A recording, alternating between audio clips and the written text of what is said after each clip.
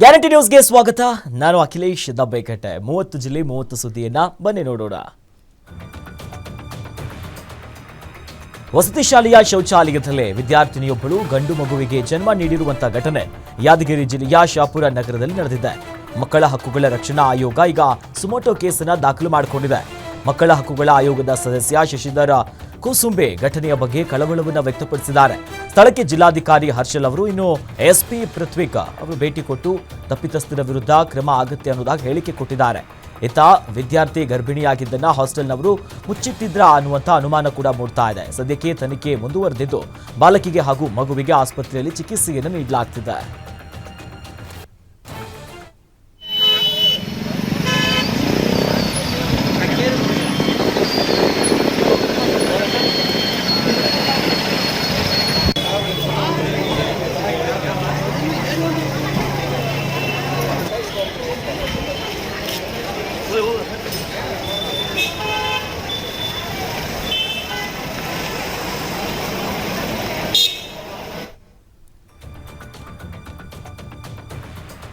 Bus ನಿಲ್ದಾಣಕ್ಕೆ KSRTC bus ಡಿಕ್ಕಿ ಹೊಡೆದಂತಹ ಪರಿಣಾಮ ಮಗು ಸೇರಿ ಒಂದೇ ಕುಟುಂಬದ 5 ದಾರುಣವಾಗಿ ಸಾವನ್ನಪ್ಪಿದ್ದಾರೆ.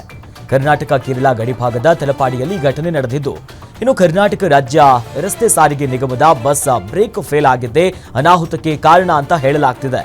3 ಮಹಿಳೆಯರು, ಓರ್ವ ಪುರುಷ ಹಾಗೂ 1 ಮಗು ಮೃತಪಟ್ಟಿದ್ದು ಸಿಸಿಟಿವಿ ದೃಶ್ಯಾವಳಿ ಎದೆ ಜಲ್ಲೆನಿಸುವಂತಿದೆ. ബാക്കി 2-3 കൊണ്ടുപോയി. അതിൽ 1-2-4 സ്പോട്ട് മരിച്ചെന്ന് തോന്നുന്നു. അല്ലാക്കറിയാം എന്ത് തെറ്റ്. വല്ലാത്ത അവസ്ഥ തന്നെ. ഇതാ ആംബുലൻസ് വന്നുകൊണ്ട് പോയിക്കൊണ്ട് നോക്കിയതാ. ഇതാ കണ്ട, ഇതാ ഒന്ന് ഇതുകൂടെ കയറ്റിക്കൊണ്ടിതാ. രണ്ടായി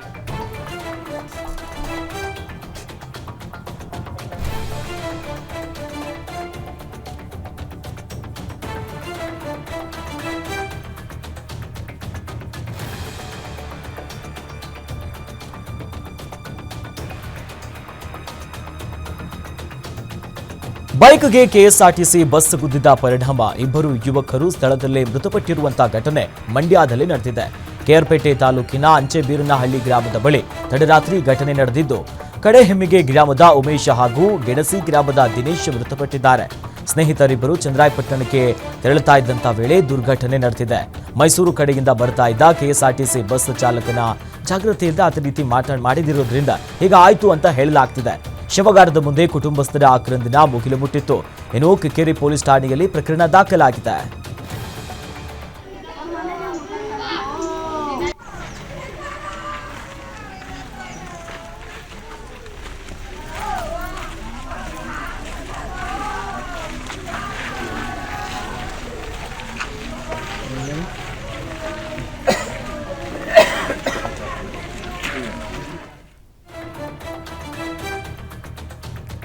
ಚಾಲಕನ ನಿಯಂತ್ರಣ ತಪ್ಪಿ ಸಾರಿಗೆ ಬಸ್ ಒಂದು ಚಹಾ ಅಂಗಡಿಗೆ ನುಗ್ಗಿದೆ.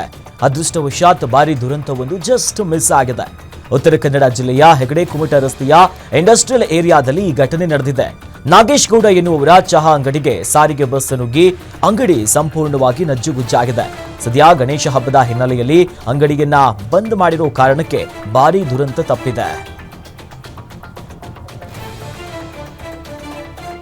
ತುಮಕೂರಿನ ಚಿಕ್ಕನಾಯಕನಹಳ್ಳಿಯಲ್ಲಿ ಇದೇ ತಿಂಗಳ 21ರಂದು ನೇಣಿಗೆ ಶರಣಾಗಿದ್ದ ಯುವತಿಯ ಆತ್ಮಹತ್ಯೆ ಪ್ರಕರಣಕ್ಕೆ ಇದೀಗ ಟ್ವಿಸ್ಟ್ ಸಿಕ್ಕಿದೆ. ಪೋಷಕರು ತಮ್ಮ ಮಗಳು ಹೊಟ್ಟೆ ನೋವಿನಿಂದ ಆತ್ಮಹತ್ಯೆ ಮಾಡಿಕೊಂಡಿದ್ದಾಳೆ ಅಂತ ಭಾವಿಸಿದ್ರು. ಆದರೆ ಆಕೆಯ ಮೊಬೈಲ್ನಲ್ಲಿ ಆತ್ಮಹತ್ಯೆಗೂ ಮುನ್ನ ಕುಣಿಕೆಯ ಜೊತೆ ಸೆಲ್ಫಿ ತೆಗೆದುಕೊಂಡಿದ್ದ ಫೋಟೋ ಪತ್ತೆಯಾಗಿದೆ. ಅಶ್ವಿನಿ ಮೊಬೈಲ್ನಲ್ಲಿ ಪ್ರಿಯಕರನ ಜೊತೆಗಿನ ಚಾಟಿಂಗ್ ಪತ್ತೆಯಾಗಿದ್ದು, ಪ್ರಿಯಕರನಿಗೆ ಮತ್ತೋರ್ವಳ ಜೊತೆ ಸಂಬಂಧದ ಶಂಕೆ ವ್ಯಕ್ತವಾಗ್ತಿದೆ. ಇದೇ ವಿಚಾರವಾಗಿ ಇಬ್ಬರ ನಡುವೆ ಗಲಾಟೆ ನಡೆದ ಸಂದೇಶಗಳು ಪತ್ತೆಯಾಗಿದೆ. ಅಶ್ವಿನಿ ಪೋಷಕರು ಈಗ ಆಕೆಯ ಪ್ರಿಯಕರನ ವಿರುದ್ಧ ಚಿಕ್ಕನಾಯಕನಹಳ್ಳಿ ಪೊಲೀಸ್ ಠಾಣೆಯಲ್ಲಿ ಪ್ರಕರಣವನ್ನು ದಾಖಲಿಸಿದ್ದಾರೆ.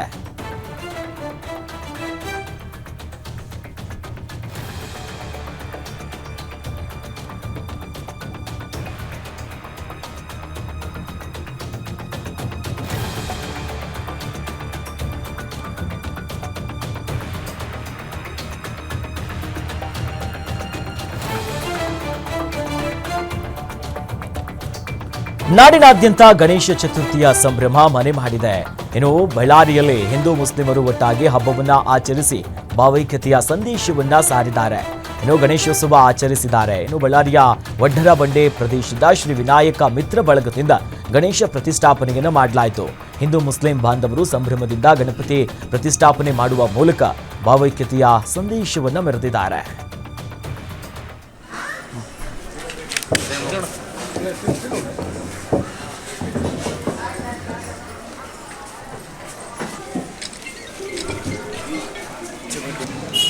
ಎಲ್ಲರೂ ಸ್ಮೈಲ್.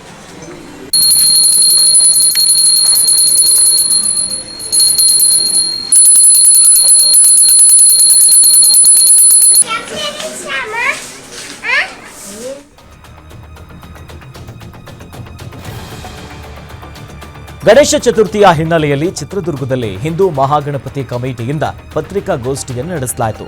ಪತ್ರಿಕಾಗೋಷ್ಠಿಯನ್ನ ಉದ್ದೇಶಿಸಿ ಸಂಘಟನಾ ಮುಖ್ಯಸ್ಥ ಪ್ರಭಂಜನ ಮಾತನಾಡಿದರು. ಗಣೇಶೋತ್ಸವ ಪ್ರತಿ ವರ್ಷಕ್ಕಿಂತ ಈ ವರ್ಷ ಅದ್ದೂರಿಯಾಗಿ ನಡೀತಿದೆ. ಶೋಭಾಯಾತ್ರೆ ಅದ್ದೂರಿಯಾಗಿ ಮಾಡಬೇಕಂತ ಎಲ್ಲ ಮಂಡಳಿಯ ಸರ್ವರು ಆಶಯವನ್ನ ಪಟ್ಟಿದ್ದೀವಿ. ಹಾಗಾಗಿ ಸರ್ಕಾರ ಅಧಿಕಾರಿಗಳು ಇದಕ್ಕೆ ಸಹಕರಿಸಬೇಕು ಅನ್ನೋದಾಗಿ ಹೇಳಿದರು. ರಾಷ್ಟ್ರೀಯ ತನಿಖಾ ದಳಕ್ಕೆ ಮತ್ತು ಇಡಿಗೆ ಕೊಡಬೇಕು ಅನ್ನುವಂಥ ವಿಚಾರ ಇಟ್ಕೊಂಡು ನಾವು ಜಿಲ್ಲಾಧಿಕಾರಿಗಳ ಮುಖಾಂತರ ಪ್ರಧಾನಮಂತ್ರಿಗಳಿಗೆ ಪತ್ರಗಳನ್ನು ಬರೆಯುವಂಥ ಕೆಲಸವನ್ನು ಮಾಡ್ತಾ ಇದ್ದೀವಿ.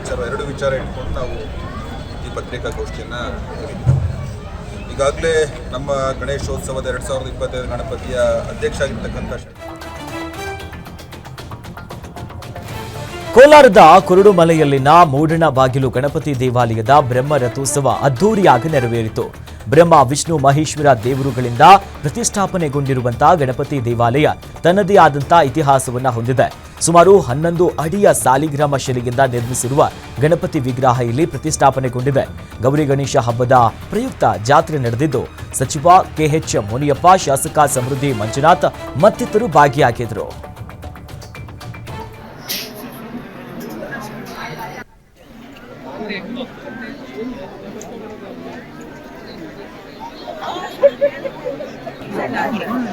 ಕುರುಡುಮಲೆ ವಿನಾಯಕನ ಇವತ್ತು ಹಬ್ಬ ಆಗಿದ ಮಾರನೇ ದಿವಸ ರಥೋತ್ಸವನ ಮಾಡ್ತೀವಿ. ಶಾಸಕರಾಗಿ ಈ ಸುತ್ತಮುತ್ತಿನ ಎಲ್ಲ ನನ್ನ 3 ತಾಲೂಕುಗಳಿಂದ ಕೂಡ ಸಹಸ್ರಾರು ಸಂಖ್ಯೆಯಲ್ಲಿ ಇವತ್ತು ಬಂದು ಆ ವಿನಾಯಕನ ದರ್ಶನ ಪಡ್ಕೊಂಡು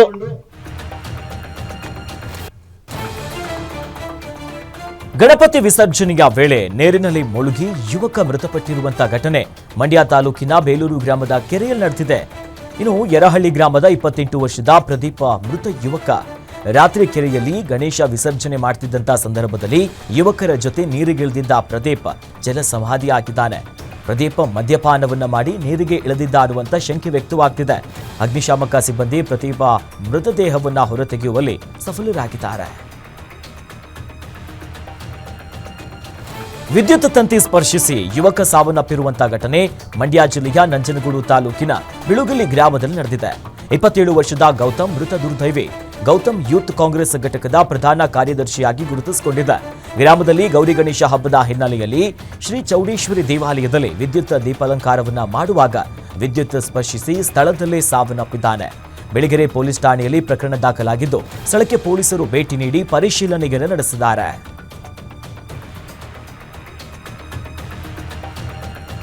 ಕಲಬುರಗಿ ಜಿಲ್ಲೆಯಲ್ಲಿ ಮಳೆ ಸೃಷ್ಟಿಸಿದ ಅತಿವೃಷ್ಟಿಯಿಂದ ಸಾವಿರಾರು ಹೆಕ್ಟೇರ್ ಬೆಳೆ ಹಾನಿಯಾಗಿದೆ.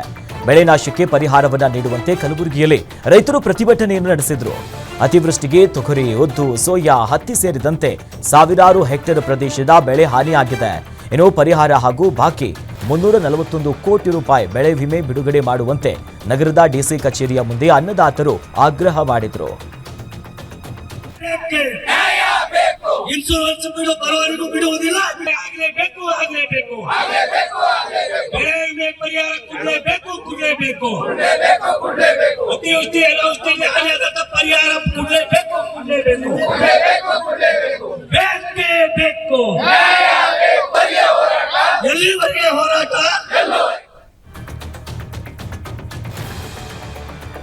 ಕಲಬುರಗಿ ಜಿಲ್ಲೆಯಾದ್ಯಂತ ಹಲವೆಡೆ ಮಳೆ ಮುಂದುವರೆದಿದ್ದು ತುಂಬಿ ಹರಿತಾ ಇರುವಂತಹ ನದಿಯ ನೀರಲ್ಲೇ ಜನ ಮೀನು ಹಿಡಿಯುವುದಕ್ಕೆ ಮುಂದಾಗಿರುವಂತಹ ದೃಶ್ಯಗಳು ಕಂಡುಬಂದಿದೆ.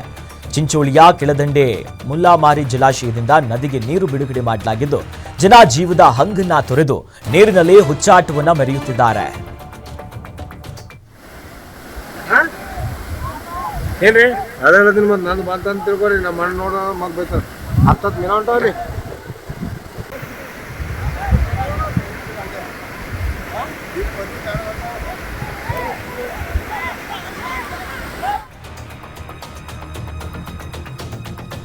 ಕಲಬುರಗಿ ಜಿಲ್ಲೆಯ ಜೇವರ್ಗಿ ಪಟ್ಟಣದಲ್ಲಿ ಜೇವರ್ಗಿ ಹಳ್ಳದ ನೀರು ಮನೆಗಳಿಗೆ ನುಗ್ಗಿ ಅವಾಂತರ ಸೃಷ್ಟಿಸಿದೆ. ಹಳ್ಳದ ಪಕ್ಕದಲ್ಲಿರುವಂತಹ ಈ ಜೋಪಡಿಯಲ್ಲಿ ಬಡಾವಣೆಯ ನೂರಾರು ಮನೆಗಳೇನಿತ್ತಲ್ಲ ಇಲ್ಲೆಲ್ಲ ನೀರು ನುಗ್ಗಿ ಜನಜೀವನ ಅಸ್ತವ್ಯಸ್ತ ಆಗಿದೆ. ಮಳೆ ನೀರು ನುಗ್ಗಿರೋದ್ರಿಂದ ದವಸ ಧಾನ್ಯಗಳು ಎಲ್ಲವೂ ಕೂಡ ನೀರು ಪಾಲಾಗಿದೆ. ಇಡೀ ರಾತ್ರಿ ಬಡಾವಣೆ ನಿವಾಸಿಗಳು ಜಾಗರಣೆ ಮಾಡುವಂತಾಯಿತು. ಇನ್ನು ಹಾನಿಗೆ ಸೂಕ್ತ ಪರಿಹಾರವನ್ನ ನೀಡುವಂತೆ ಜನರು ಒತ್ತಾಯಿಸಿದ್ದಾರೆ. ಜೇವರ್ಗಿ ತಹಶೀಲ್ದಾರ್ ಮಲ್ಲಣ್ಣ ಸ್ಥಳಕ್ಕೆ ಭೇಟಿ ನೀಡಿ ಅಲ್ಲಿದ್ದಂಥ ಅವರ ಸಮಸ್ಯೆಯನ್ನ ಆಲಿಸಿದ್ದಾರೆ. ಜೊತೆಯಲ್ಲಿ ಮಾಹಿತಿಯನ್ನ ಕಲೆ ಹಾಕಿದ್ದಾರೆ. ಜೊತೆಯಲ್ಲಿ ಜೋಪಡಪಟ್ಟಿ ನಿವಾಸಿಗಳಿಗಾಗಿ ಕಾಳಜಿ ಕೇಂದ್ರ ಸ್ಥಾಪನೆ ಮಾಡುವುದಾಗಿಯೂ ಕೂಡ ಈ ಸಂದರ್ಭದಲ್ಲಿ ಹೇಳಿದ್ದಾರೆ.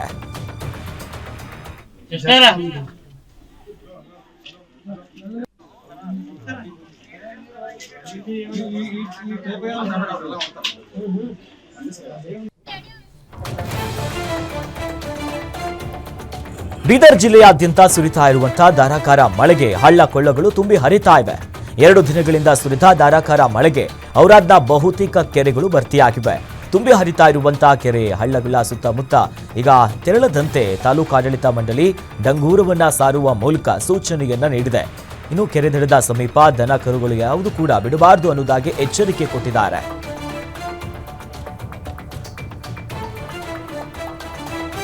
ಧಾರವಾಡದ ಡಿಸಿ ಕಚೇರಿಯ ಬಳಿ ಮಾಜಿ ಸಚಿವ ಶಂಕರ ಪಾಟೀಲ್ ಮುನೇನಕೊಪ್ಪ ನೇತೃತ್ವದಲ್ಲಿ ಬೆಳೆ ಹಾನಿ ಪರಿಹಾರಕ್ಕೆ ಒತ್ತಾಯಿಸಿ ಒಂದು ಧರಣಿಯನ್ನ ಕೈಗೊಳ್ಳಲಾಗಿತ್ತು.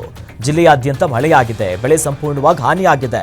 ಹೀಗಾಗಿ ಬೆಳೆ ವಿಮೆ ಹಾಗೂ ಸರ್ಕಾರದಿಂದ ಬೆಳೆ ಪರಿಹಾರ ನೀಡಿ ಅಂತ ಈ ಸಂದರ್ಭದಲ್ಲಿ ಆಗ್ರಹಿಸಿದ್ರು. ಇನ್ನು ಹಾಳಾಗಿರುವಂತಹ ಹೆಸರು ಬೇಳೆಗಳನ್ನ ಡಿಸಿ ಕಚೇರಿ ಎದುರು ಹಾಕಿ ಶೀಘ್ರವೇ ಪರಿಹಾರವನ್ನ ನೀಡಿ ಅಂತ ರೈತರು ಒತ್ತಾಯಿಸಿದ್ದಾರೆ. ಅವರ ಹೋಬಳಿಗೆ ಮಾತ್ರ ದುಡ್ಡು ಬಂದಿರತಕ್ಕಂಥದ್ದು ಮತ್ತು ಇಡೀ ಒಂದು ಸಿರುಗುಪ್ಪಿ ಹೋಬಳಿ ಒಂದು ಕುಂದಗೋಳ ತಾಲೂಕಲ್ಲಿ ಮತ್ತು ನಾವು ಎಲ್ಲರಿಗೂ ಕೂಡ ರೈತರಿಗೆ ಬೆಳೆ ವಿಮೆ ಬರ್ಬೇಕನ್ನುವಂತ ಒತ್ತಾಯ ಮಾಡ್ತೇವೆ. ಸಂಪೂರ್ಣವಾಗಿ ರೈತ ಇವತ್ತು ಬೆಳೆ ಕಳೆದುಕೊಂಡಿದ್ದಾನೆ. ನಾನು ಒಬ್ಬ ರೈತ ಇದ್ದೇನೆ. ನಮ್ಮ ಹೊಲದಲ್ಲಿ ಬೀದರ್ ಜಿಲ್ಲಾ ಉಸ್ತುವಾರಿ ಸಚಿವ ಈಶ್ವರ್ ಖಂಡ್ರೆ ಕಚೇರಿಯ ಆವರಣದಲ್ಲಿ ಬೃಹತ್ ಗಾತ್ರದ ಮರ ಧರೆಗೆ ಉರುಳಿದೆ. 50 ವರ್ಷಕ್ಕೂ ಹೆಚ್ಚು ಹಳೆಯದಾದ ಆಲದ ಮರ ಧರೆಗೆ ಉರುಳಿದ್ದು ಘಟನಾ ಸಮಯದಲ್ಲಿ ಜನ ಯಾರೂ ಇರದೇ ಇರುವುದಕ್ಕೆ ಭಾರಿ ಅನಾಹುತ ತಪ್ಪಿದೆ.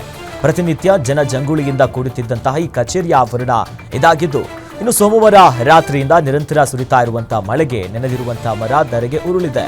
ಅರಣ್ಯ ಇಲಾಖೆಯ ಸಿಬ್ಬಂದಿ ಭೇಟಿ ನೀಡಿ ಪರಿಶೀಲನೆ ನಡೆಸಿ ಮರವನ್ನು ತೆರವುಗೊಳಿಸಿದ್ದಾರೆ.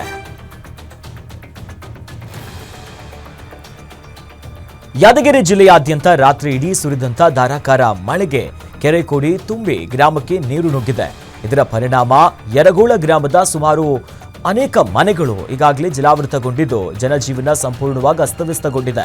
ಇತ್ತ ಅಪಾಯದ ಮಟ್ಟ ಮೀರಿ ಹರಿತಾ ಇರುವಂತಹ ಸೇತುವೆ ಮೇಲೆ ಹಸುವೊಂದು ಕೊಚ್ಚಿ ಹೋಗಿದ್ದು ಈಜುಕೊಂಡು ಹರಸಾಹಸ ಪಟ್ಟು ದಡ ಸೇರಿದೆ. ಹಳ್ಳದ ಕಿರು ಸೇತುವೆ ಮುಳುಗಡೆಯಾಗಿ 3 ಗ್ರಾಮಗಳ ಸಂಚಾರ ಕಡಿತಗೊಂಡಿದೆ. ಇನ್ನು ಕೆಮ್ಮುನಾಯಕ ತಾಂಡ ತಾವರ ನಾಯಕ ತಾಂಡದ ಸಂಪರ್ಕ ಅಡಚಣೆ ಉಂಟಾಗಿದ್ದು ಈ ಹಿನ್ನೆಲೆಯಲ್ಲಿ ಹಗ್ಗದ ಸಹಾಯವನ್ನು ಪಡೆದು ಗ್ರಾಮಸ್ಥರು ಸಂಚಾರವನ್ನು ಮುಂದುವರಿಸಿದ್ದಾರೆ. ಕೊಂಚ ಯಾವಾರಿದ್ರೂ ಕೂಡ ಬಹುದೊಡ್ಡ ಅನಾಹುತ ಸಂಭವಿಸುವುದು ಗ್ಯಾರಂಟಿ.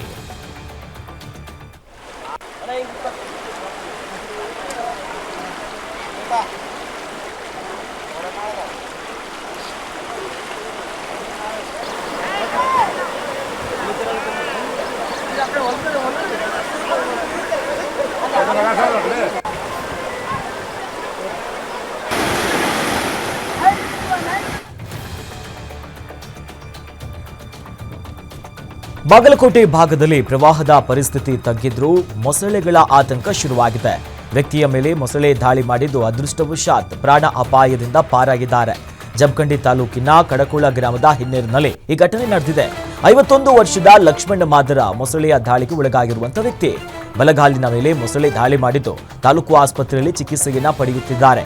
ಸದ್ಯ ಕೃಷ್ಣಾ ನದಿ ತೀರದ ಗ್ರಾಮಸ್ಥರಲ್ಲಿ ಮೊಸಳೆಯ ಆತಂಕ ಹೆಚ್ಚಾಗಿದೆ.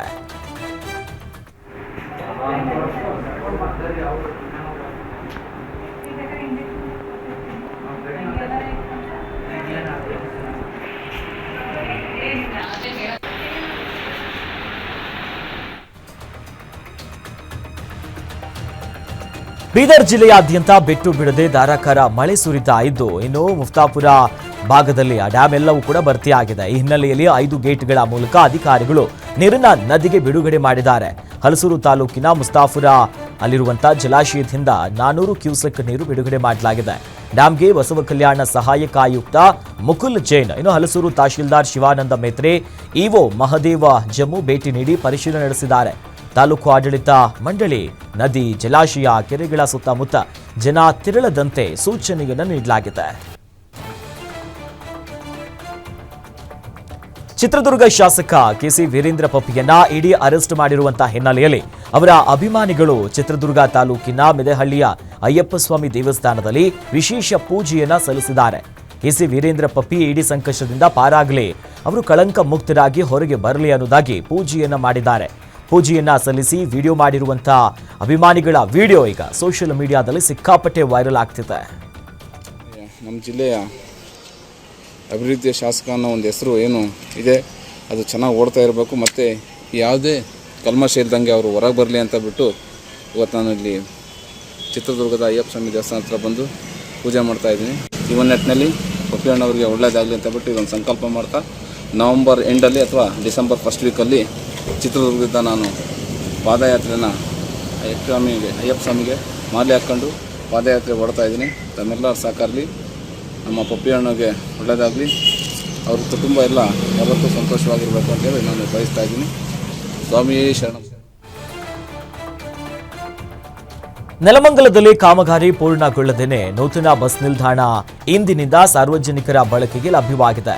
ನಗರದಲ್ಲಿ ಅತಿಯಾದ ಸಂಚಾರ ದಟ್ಟಣೆ ಇದೆ. ಈ ಹಿನ್ನೆಲೆಯಲ್ಲಿ ಕಳೆದ 2 ದಿನಗಳ ಹಿಂದೆ ಕಾಮಗಾರಿ ವೀಕ್ಷಿಸಿದ್ದ ಸಾರಿಗೆ ಸಚಿವರು ಪೂರ್ಣಗೊಂಡ ಕಡೆ ಈಗ ಬಳಕೆ ಮಾಡುವಂತೆ ಸೂಚನೆ ಕೊಟ್ಟಿದ್ದಾರೆ ಅಂತ ಹೇಳಲಾಗ್ತಿದೆ. ಅದರಂತೆ ಇಂದಿನಿಂದ ನೆಲಮಂಗಲ ಬಸ್ ನಿಲ್ದಾಣದಲ್ಲಿ 4 ವರ್ಷಗಳ ಬಳಿಕ ಬಸ್ಗಳ ಸಂಚಾರ ಆರಂಭ ಆಗಿದೆ.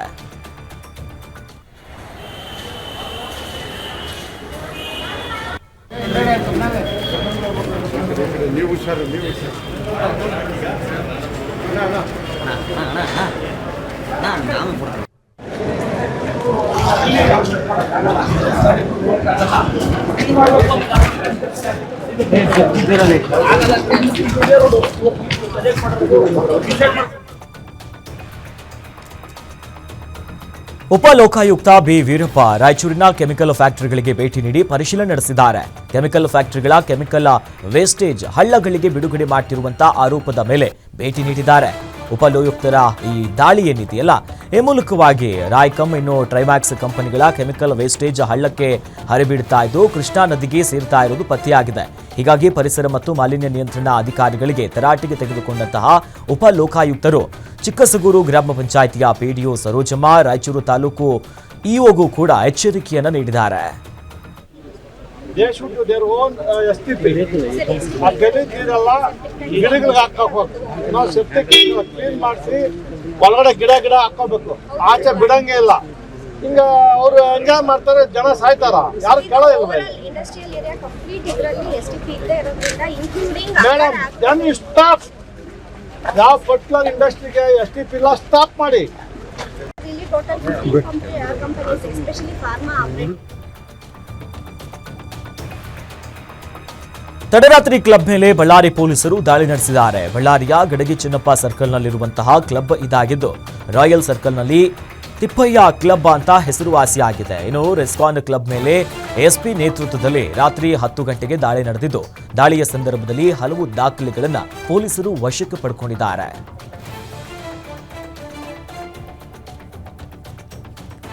ಹಳಿದಾಟುವ ವೇಳೆ ತಂದೆ ಮಗನಿಗೆ ರೈಲು ಡಿಕ್ಕಿಯಾಗಿದೆ. ನೆಲಮಂಗಲ ತಾಲೂಕಿನ ಅಲ್ಪಯ್ಯನ ಪಾಳ್ಯದಲ್ಲಿ ಘಟನೆ ನಡೆದಿರೋದು. 8 ವರ್ಷದ ಸೌರವ್ ಮೃತಪಟ್ಟಿರುವಂತಹ ಬಾಲಕ.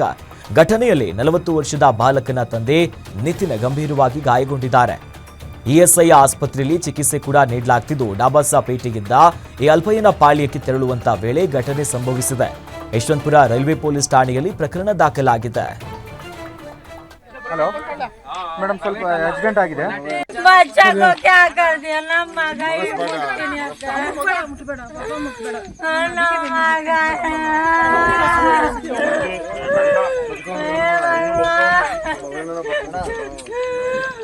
ये दादा दारू पीने को मत. ಭೀಕರ ರಸ್ತೆ ಅಪಘಾತದಲ್ಲಿ ಇಬ್ಬರು ಸಾವನ್ನಪ್ಪಿರುವಂತಹ ಘಟನೆ ಬೆಳಗಾವಿ ತಾಲೂಕಿನ ಹಿರೇಬಾಗವಾಡಿ ಬಳಿಯ ಬಡೇಕೊಳ್ಳ ಮಠದ ಘಾಟ್ನ ಬಳಿ ಈ ಘಟನೆ ಆಗಿರೋದು. ಇನ್ನು ಹುಬ್ಬಳ್ಳಿಯಿಂದ ಪುಣೆಗೆ ಹೊರಟಿದ್ದಂತ ಬಸ್ ಪಲ್ಟಿಯಾಗಿ ಅಪಘಾತ ಸಂಭವಿಸಿದ್ದು. ಬಸ್ನಲ್ಲಿದ್ದಂತ 12 ಜನರ ಪ್ರಯಾಣಿಕರ ಪೈಕಿ ಓರ್ವ ಮಹಿಳೆ, ಓರ್ವ ಪುರುಷ ಸಾವನ್ನಪ್ಪಿದ್ದಾರೆ. ಚಾಲಕ ಆತನ ನಿರ್ಲಕ್ಷ್ಯವೇ ಇದಕ್ಕೆ ಕಾರಣ ಆಯಿತು ಅನ್ನೋದಾಗಿ ಸದ್ಯ ಆರೋಪಗಳು ಕೇಳಿಬರುತ್ತಾ ಇದೆ. ಬಸ್ನಲ್ಲಿ ಸಿಲುಕಿದ್ದ 9 ಜನ ಪ್ರಯಾಣಿಕರನ್ನ ಹಿರೇಬಾಗವಾಡಿ ಪೊಲೀಸರು, ಆ ಠಾಣೆಯ ಸಿಬ್ಬಂದಿ ಮತ್ತು ಎಲ್ಲರೂ ಸ್ಥಳೀಯರು ರಕ್ಷಣೆ ಮಾಡಿ ಬೆಳಗಾವಿ ಬೇಮ್ಸ್ ಆಸ್ಪತ್ರೆಗೆ ಶಿಫ್ಟ್ ಮಾಡಿದ್ದಾರೆ. ಹಿರೇಬಾಗವಾಡಿ ಪೊಲೀಸ್ ಠಾಣಾ ವ್ಯಾಪ್ತಿಯಲ್ಲಿ ಈ ಘಟನೆ ನಡೆದಿರೋದು. ನಮ್ಗೆ ಏನು ಮಾಡಕ್ ಸಾಧ್ಯ ಇಲ್ಲ ಸರ್. ಇಲ್ಲಿ ಕಿರೇನ್ ಬೇಕ್ರಿ, ಫಸ್ಟ್ ಕಿರೇನ್ ಬೇಕು. ನಾ ಬಂದಾಗಿಂದ ಒಂದ ಮಾತಾಡೋದೇನು ಸರ್, ಕಿರೇನ್ ಬೇಕು ಫಸ್ಟ್. ಏನು ಆಗಂಗಿಲ್ಲ.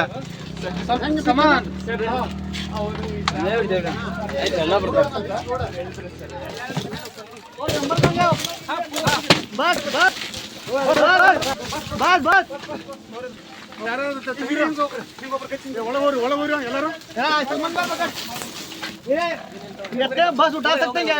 ऊपर उठा। ಕಳೆದ ಮೇ ತಿಂಗಳಲ್ಲಿ ಕಲಬುರಗಿ ಜಿಲ್ಲೆಯ ಸೇಡಮ ಪಟ್ಟಣದ ಕೊತ್ತಲ ಬಸವೇಶ್ವರ ದೇವಸ್ಥಾನದ ಬಳಿ ಸ್ನೇಹಿತನಿಂದಲೇ ಹಲ್ಲೆಗೆ ಒಳಗಾಗಿರುವಂತಹ ಅಬ್ರರ್ ಅಹಮದ್ ಚಿಕಿತ್ಸೆ ಫಲಿಸದೆ 3 ತಿಂಗಳ ಬಳಿಕ ಸಾವನ್ನಪ್ಪಿದ್ದಾನೆ. 28 ವರ್ಷದ ಅಬ್ರರ್ ಅಹಮದ್ ಮೇಲೆ ಎಣ್ಣೆ ಪಾರ್ಟಿ ಮುಗಿದ ಬಳಿಕ ಆತನ ಸ್ನೇಹಿತ ಸುನಿಲ್ ಮನಸೋ ಇಚ್ಛೆ ಹಲ್ಲೆ ಮಾಡಿದ್ದ. ಗಂಭೀರವಾಗಿ ಗಾಯಗೊಂಡಿದ್ದಂತಹ ಆತನನ್ನ ಕಳೆದ 3 ತಿಂಗಳಿನಿಂದ ಹಿಂದೆ ಚಿಕಿತ್ಸೆಯನ್ನ ನೀಡಲಾಗ್ತಿತ್ತು. ಆದರೆ ಚಿಕಿತ್ಸೆ ಫಲಿಸದೆ ಈಗ ಮೃತಪಟ್ಟಿದ್ದಾನೆ. ಸೇಡಂ ಪೊಲೀಸರು ಈಗಾಗಲೇ ಆರೋಪಿ ಸುನಿಲ್ನನ್ನ ಬಂಧಿಸಿದ್ದಾರೆ. ಜೊತೆಯಲ್ಲಿ ಅಹಮದ್ ಸಾವನ್ನಪ್ಪಿದ್ದಂತೆ ಕುಟುಂಬಸ್ಥರು, ಸಂಘಟನೆಗಳು ಪಟ್ಟಣದಲ್ಲಿ ಪ್ರತಿಭಟನೆಯನ್ನು ನಡೆಸಿದ್ದಾರೆ.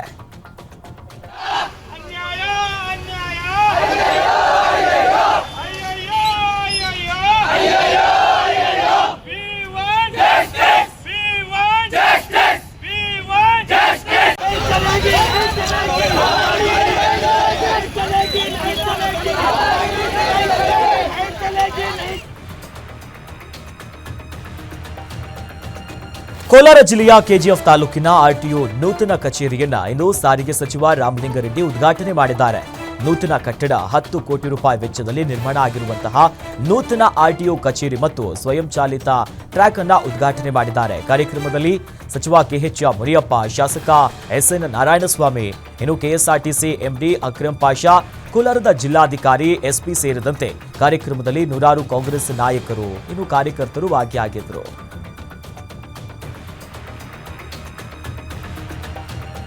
ವಿವಾದಿತ ಜಮೀನಲ್ಲಿ ಬೆಳೆದಿದ್ದ 1.5 ಎಕರೆ ಸೇವಂತಿ ಹೂ ನಾಶಪಡಿಸಿರುವಂತಹ ಘಟನೆ ಮೈಸೂರು ತಾಲೂಕಿನ ಬೋರೆ ಆನಂದನೂರು ಗ್ರಾಮದಲ್ಲಿ ನಡೆದಿದೆ.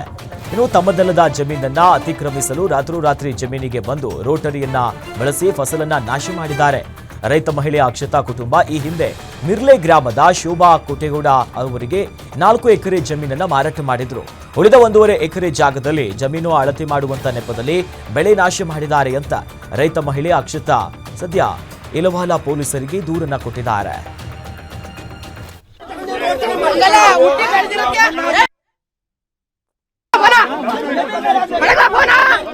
ಏನ್ ದೊಡ್ಡ ಜನಾಂದರ ಕೆಲಸ ಮಾಡ್ತಾ ಇದ್ದೀರಾ ನೀವು?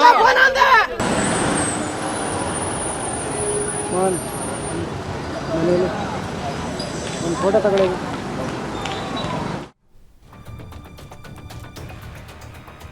ಚಿಕ್ಕಬಳ್ಳಾಪುರ ಜಿಲ್ಲೆಯ ಆಮ್ ಆದ್ಮಿ ಪಕ್ಷದ ಮುಖಂಡ ಮಧು ಸೀತಪ್ಪ ನಿಧನರಾಗಿದ್ದಾರೆ. ಶಾಶ್ವತ ನೀರಾವರಿ ಹೋರಾಟದಲ್ಲಿ ಗುರುತಿಸಿಕೊಂಡಿದ್ದಂತಹ ಮಧು ಸೀತಪ್ಪ ಬಾಗೇಪಲ್ಲಿ ವಿಧಾನಸಭಾ ಕ್ಷೇತ್ರದಿಂದ ಇನ್ನು ಆಮ್ ಆದ್ಮಿ ಪಕ್ಷದಿಂದ ಸ್ಪರ್ಧೆ ಮಾಡಿದ್ರು. ಡಾಕ್ಟರ್ ಮಧು ಸೀತಪ್ಪ ವಿಧಿವಶ ಹಿನ್ನೆಲೆಯಲ್ಲಿ ಕುಟುಂಬಸ್ಥರಿಗೆ ಆಘಾತ ಆಗಿದೆ. ಲಂಡನ್ನಲ್ಲಿ ವೈದ್ಯರಾಗಿ ಸೇವೆ ಸಲ್ಲಿಸಿದಂತಹ ಮಧು ಸೀತಪ್ಪ ಬಾಗೇಪಲ್ಲಿ ತಾಲೂಕಿನ ಶಿವಪುರ ಗ್ರಾಮದ ಫಾರ್ಮ್ ಹೌಸ್ನಲ್ಲಿ ವಿಧಿವಶರಾಗಿದ್ದಾರೆ. ಉತ್ತರ ಕನ್ನಡ ಜಿಲ್ಲೆಯ ದಾಂಡೇಲಿಯಲ್ಲಿ ಅಂತರ್ಜಿಲ್ಲಾ ಬೈಕ್ ಕಳ್ಳರನ್ನ ಪೊಲೀಸರು ಕೆಡ್ಡಾಗೆ ಕೆಡವಿದ್ದಾರೆ. ಹಳಿಯಾಳ ರಸ್ತೆಯ ಅವೈಡ ಪ್ರದೇಶದ ನಿವಾಸಿಯ ದೂರನ್ನ ಆಧರಿಸಿ ವಿಶೇಷ ಕಾರ್ಯಾಚರಣೆ ನಡೆಸಿದ್ದಾರೆ. 5 ಅಂತರ್ ಜಿಲ್ಲೆಯ ಈ bike ಕಳ್ಳರಾಗಿರುವಂತಹ Abhishek Pawar, Wilson Joseph ಗುಂಡೆ, ಇನ್ನು ಗೌಸಾ ಮೊಹಮ್ಮದೀನ್ ಬೇಪಾರಿ, ದೇವೇಂದ್ರ ಲವಾಣಿ, ಮೊಹಮ್ಮದ್ ತೌಸೀಫ್ ಕಾಳಗೆ ಅನ್ನೋರನ್ನ ಅರೆಸ್ಟ್ ಮಾಡಿ ಕೋರ್ಟ್ಗೆ ಹಾಜರುಪಡಿಸಿದ್ದಾರೆ. ಕಳ್ಳರಿಂದ ಬೈಕ್ಗಳನ್ನ ಪೊಲೀಸರು ಜಪ್ತಿ ಮಾಡಿದ್ದಾರೆ.